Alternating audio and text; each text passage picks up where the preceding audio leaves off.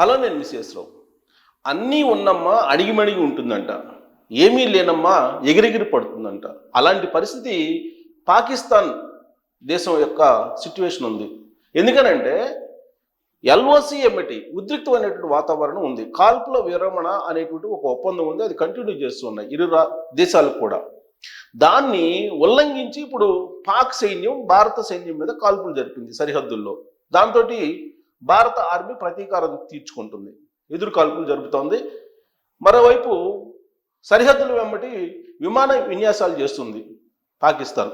దానికి ధీటుగా ఇప్పుడు ఐఎన్ఎస్ విక్రాంత్, అలాగే శాటిలైట్ స్పైస్ శాటిలైట్, ఇవన్నీ కూడా మోహరించి ఉన్నాయి భారతదేశానికి సంబంధించినటువంటివి. భారతదేశానికి ఆయుధ సంపత్తి పుష్కలంగా ఉంది. ఏమీ లేనటువంటి పాకిస్తాన్ ఎగిరెగిరి పడుతుంది. ఇప్పుడు పట్టుమని 50 కిలోమీటర్లు యుద్ధ సామగ్రిని ముందుకు తీసుకెళ్ళడానికి, యుద్ధ ట్యాంకులను ముందుకు తీసుకెళ్ళడానికి డీజిల్ కొట్టించేటువంటి పరిస్థితి కూడా పాకిస్తాన్కి లేదు.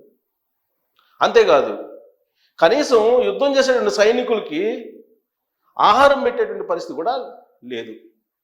కనీసం షూలు, అలాగే డ్రెస్ వేసుకునేటువంటి పరిస్థితి కూడా పాకిస్తాన్ సైనికులకి లేదు. ఆ దేశం యొక్క ఆర్థిక పరిస్థితి అలా ఉంది.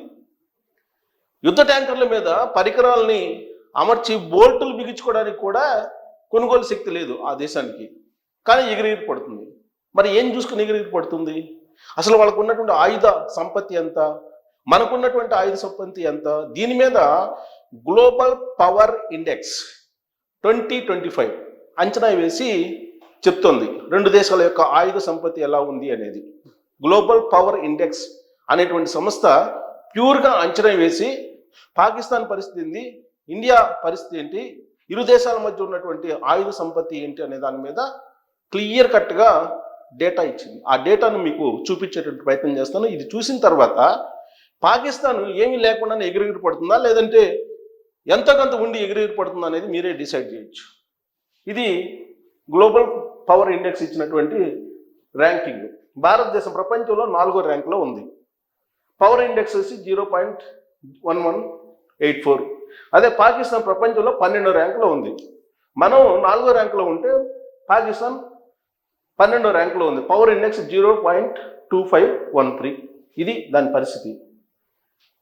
ఇక మానవ వనరులు ఇక్కడ చూడండి, క్లోజప్లో చూపించవచ్చు ఎవరికి ఎంత బలం, పాకిస్తాన్కి ఎంత బలం ఉంది, భారతదేశానికి ఎంత బలం ఉంది అనేది కనుక మనం క్లియర్గా చూస్తే ఇక్కడ మానవ వనరులు భారతదేశానికి మొత్తం జనాభా 1.4 బిలియన్, అక్కడ 252 బిలియన్లు ఉంది. ఇక్కడ యాక్టివ్ సైన్యం వచ్చేసి 14,55,550 మంది మన సైన్యం. పాకిస్తాన్కి వచ్చేసి 6,54,000 మంది ఉన్నారు. అంటే సగం కూడా లేరు.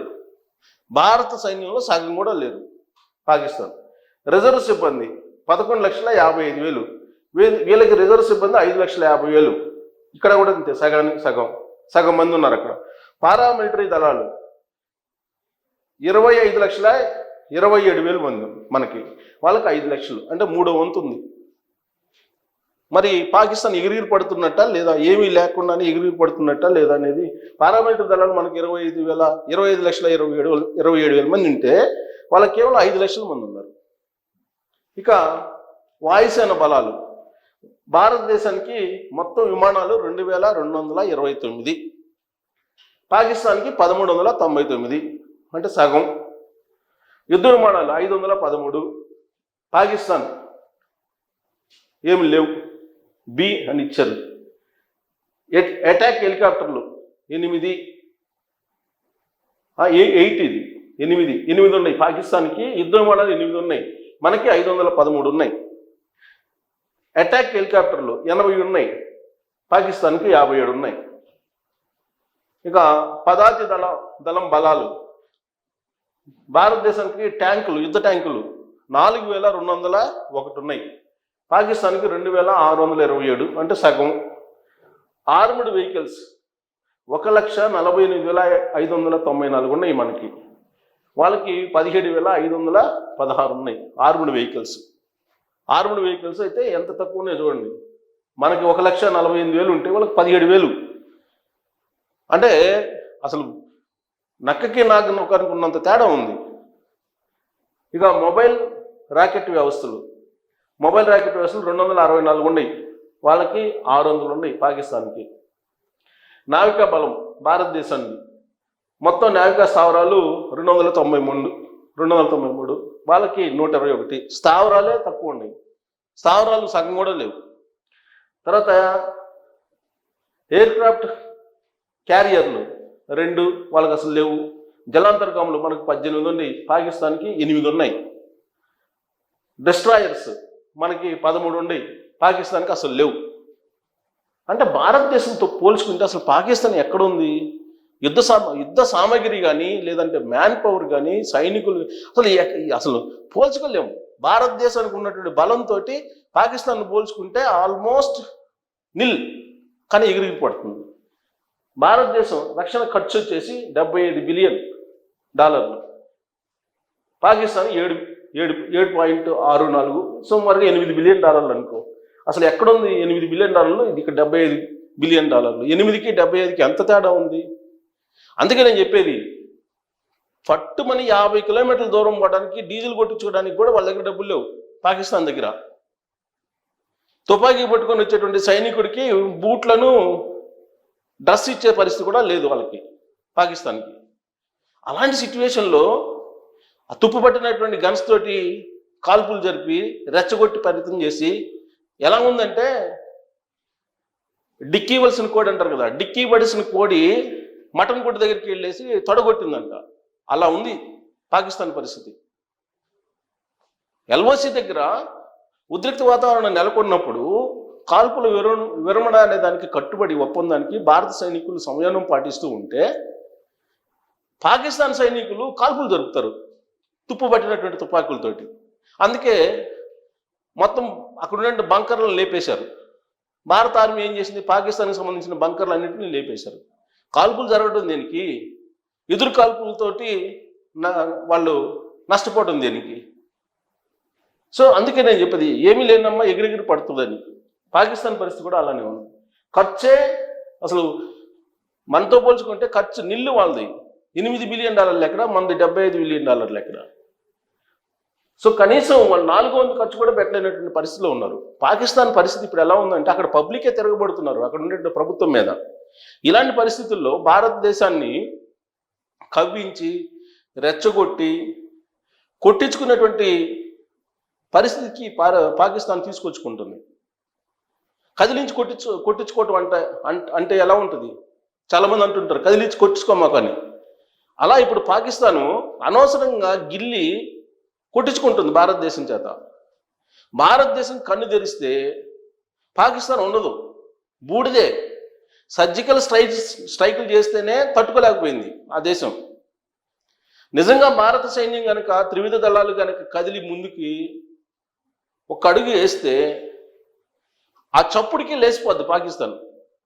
అది ఆ దేశానికి ఉన్నటువంటి ఆయుధ సంపత్తి కానీ, ఆ దేశానికి ఉన్నటువంటి మిలిటరీ పవర్ కానీ. ఇది నేను చెప్పడం కాదు, గ్లోబల్ పవర్ ఇండెక్స్ చెప్తుంది. గ్లోబల్ పవర్ ఇండెక్స్ 2025 తాజాగా విడుదల చేసినటువంటి డేటాని తీసుకుంటే, భారతదేశానికి పాకిస్తాన్కి ఉన్నటువంటి బలాబలాలు ఏంటి, యుద్ధం వస్తే ఏం జరగబోతుంది అనే దాని మీద అది డేటాను విడుదల చేసింది.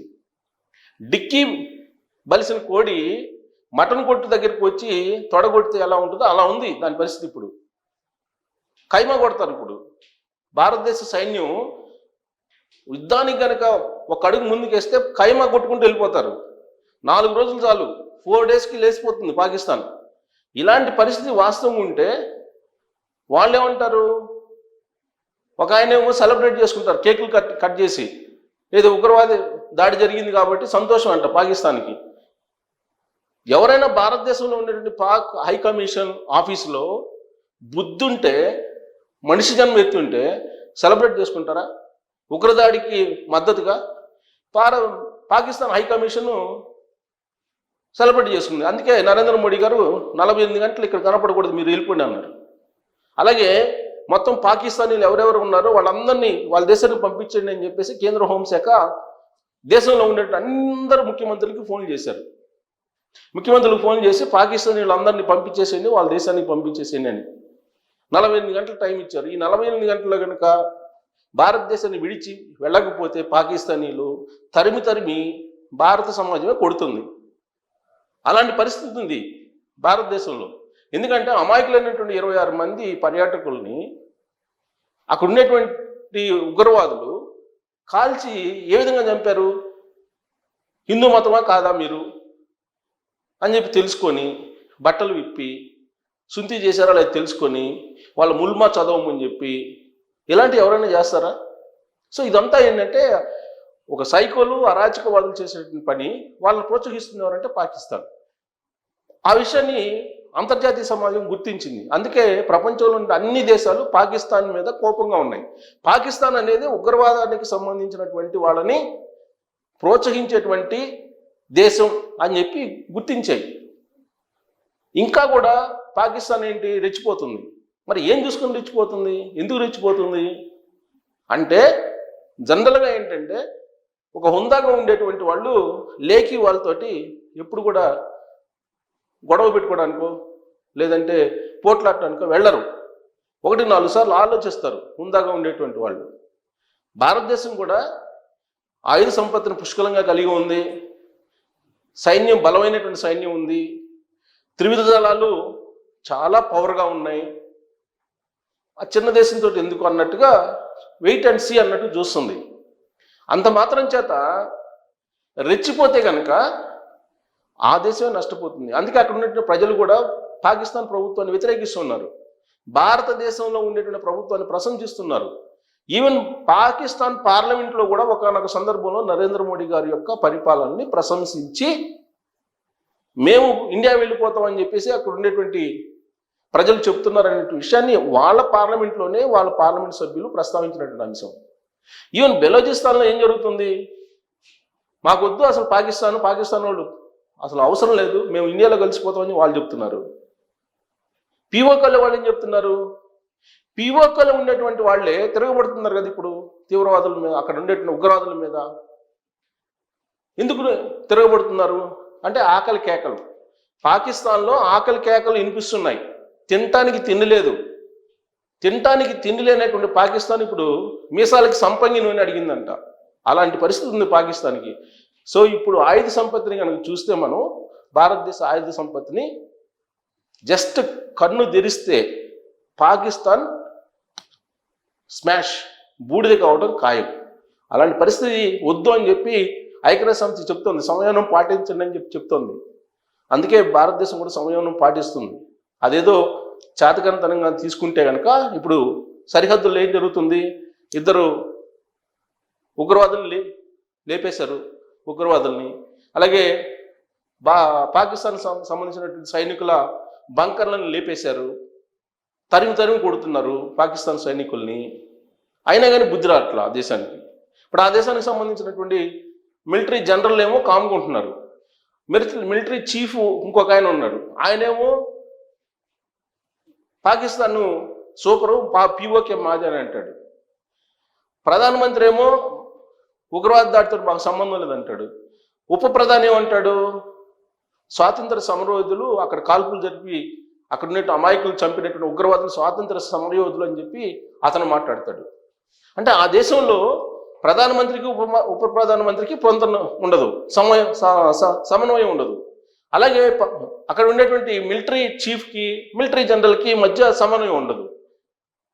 భిన్నంగా మాట్లాడుతూ ఉంటారు. దానికి కారణం ఏంటంటే పతనావత స్థితికి వచ్చింది పాకిస్తాన్. పతనం అయ్యేటువంటి సమయంలో ఇలాంటివన్నీ కనిపిస్తూ ఉంటాయి. వినాశకాలే విపరీత బుద్ధి అంటారు కదా, అలా ఇప్పుడు పాకిస్తాన్ తన వినాశనాన్ని తానే కొని తెచ్చుకుంటుంది. అందుకే రెచ్చగొడుతుంది.